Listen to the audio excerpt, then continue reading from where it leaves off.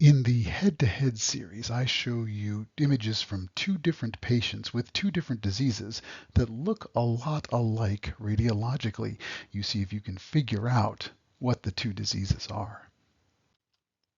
Here's patient number one. This is a coronal post-contrast T1 weighted image, and you can see this enhancing mass that extends from the nasal cavity through the anterior skull base and into the intracranial vault. We call this a transcranial tumor.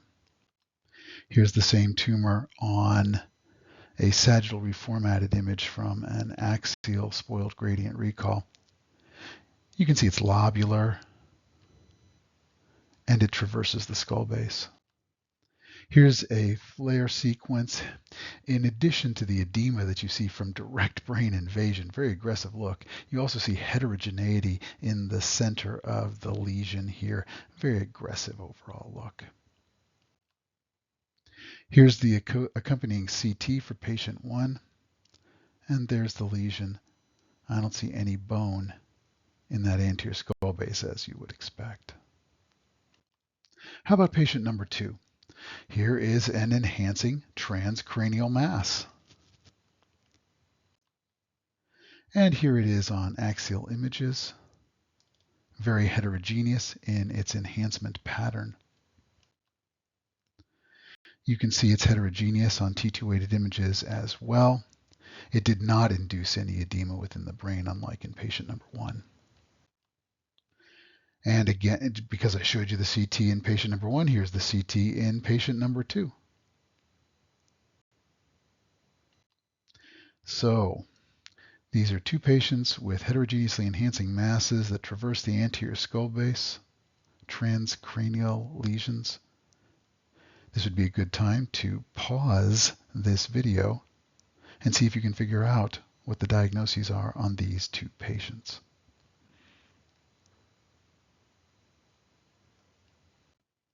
Okay, these images look a lot alike, and I will admit that prospectively I had the same differential for both of them, but in retrospect there are some differences that might clue you in. These are heterogeneously enhancing transcranial lesions. But the key, I think, comes on the CT. If we look at patient number two, we see destruction of bony structures. There is no remodeling at all. There's destruction of the cribriform plate and part of the lateral lamella there. So when this goes transcranial, it's just eating its way through. If we look carefully at patient number one, though, there is remodeled bone. There is a rim of thin remodeled bone around the outside. This actually has a more benign appearance because it is remodeling rather than eroding bone. And that is the one key finding that might have helped you make the distinction. Because patient number one doesn't have a malignancy. That is a schwannoma of the nasal cavity extending intracranially. Patient number two indeed has an esthesioneuroblastoma, for which this MR appearance is more characteristic. But wait, we're not done.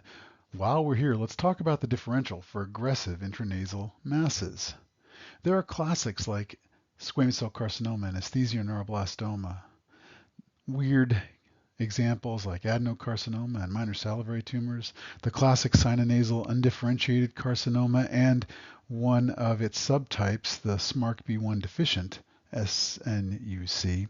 Melanoma, you might not think that melanoma would be a likely contender in the nasal cavity. It's not exactly a sun-exposed area, but melanoma does arise here. And then for some weird ones, lymphoma. You think of lymphoma as a benign lesion, but it can have a very aggressive appearance here. Metastases, it feels like cheating to put metastases on every one of your differentials, but that's because metastases can do this. Inverted papilloma, not strictly speaking a malignancy, but it can have a very aggressive effect on the underlying bone. And in pediatric patients, there's a couple of other considerations. Rhabdomyosarcoma, any mass near the skull base in a child, rhabdomyosarcoma, belongs in the differential, and juvenile nasal angiofibroma, which is a classic. But here's the key teaching point. You can't tell them apart. Usually. There are a few circumstances where you get lucky and there is a specific radiologic finding to clue you into the diagnosis, but usually you can't tell these aggressive intranasal lesions apart. Here's an example of squamous cell carcinoma. Look at the erosion of bone, no remodeling here, just destruction in all directions. Here's an example of a sinonasal undifferentiated carcinoma. There are some areas of retained bone in this area of destruction, but no remodeling, very aggressive appearance. Representing the minor salivary tumors, I have adenoid cystic carcinoma, very aggressive mass, destroying bone and invading into surrounding soft tissues. This is an intestinal type adenocarcinoma. You can see it destroying the medial wall of the maxillary sinus and some of the ethmoid septations as well as that turbinate. This is an example of melanoma. It's a weird one to have inside the nasal cavity, but it's relatively common, and you can see it destroying air cells and even breaching the cribriform plate there.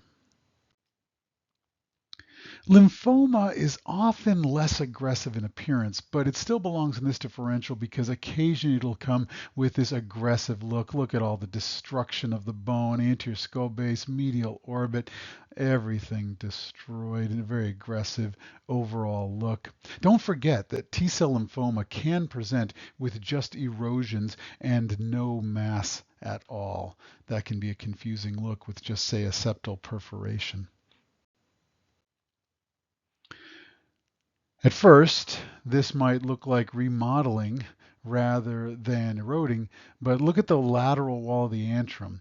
There are areas of erosion there, an extension of soft tissue into the retroantral fat pad.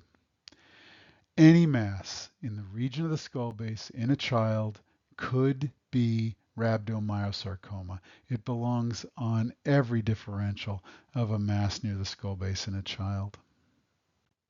Here's a metastasis. It's an aggressive mass, heterogeneous destruction of bone, destruction of the skull base, and the medial wall of the orbit with invasion into the orbit.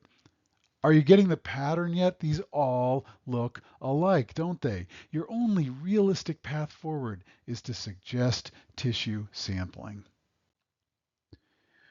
So we've seen that a lot of these tumors are indistinguishable, but sometimes you get lucky and there's a clue to a specific diagnosis. This is esthesioneuroblastoma, classic appearance, destructive mass in the nasal cavity, destroying the ethmoid septations, and it's even transcranial. You can see there's a component intracranially, but look, there are cysts along the superior, that is the cranial surface of the mass. And that's something that we see in esthesioneuroblastoma. So if you do see that pattern, if you happen to see that pattern, it's not there in all cases of this disease, but if you happen to see that pattern, you can suggest a specific diagnosis, esthesioneuroblastoma, also known as olfactory neuroblastoma. Here's another one where you might get lucky if it's a well-differentiated version of the tumor. If it makes chondroid matrix, then you could see the classic calcifications that mark a well-differentiated chondrosarcoma. But if it's poorly differentiated, it's going to look like any of the others. It's going to look just like a sinonasal undifferentiated carcinoma. Inverted papilloma is, strictly speaking, a benign lesion, but it can have a very aggressive appearance with destruction specifically of the medial wall of the antrum. In addition to this very specific location in the wall of the sinus, extending both into the nasal cavity and into the antrum itself, in addition to that typical location, there are also these typical central calcifications within inverted papillomas, and if you're seeing it on MRI, it may have a classic cerebriform pattern of enhancement that's specific to this lesion. So sometimes you can make a specific diagnosis despite its aggressive appearance. Juvenile nasal angiofibromas have a classic appearance. They always arise from this point, the sphenopalatine foramen, although they can extend in all directions, and the large ones can have an aggressive appearance. Usually these are relatively benign with just remodeling of surrounding bone like you see here, but if you leave it too long, it'll start getting aggressive and start destroying bone like you're seeing along the clivus and in the pterygoid plates in this case. Still usually a pretty straightforward diagnosis given the usual age of the patient, the typical presentation of hemorrhage, and the involvement of the sphenopalatine foramen.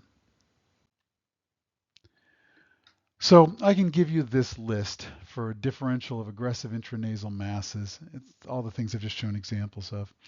But I'm afraid that biopsy is the only real answer in most circumstances. Sometimes you see a specific finding in aesthesia or JNA or the inverted papilloma, but in most circumstances, the only real answer is biopsy. And maybe we should include schwannoma on this. No, I'm just joking.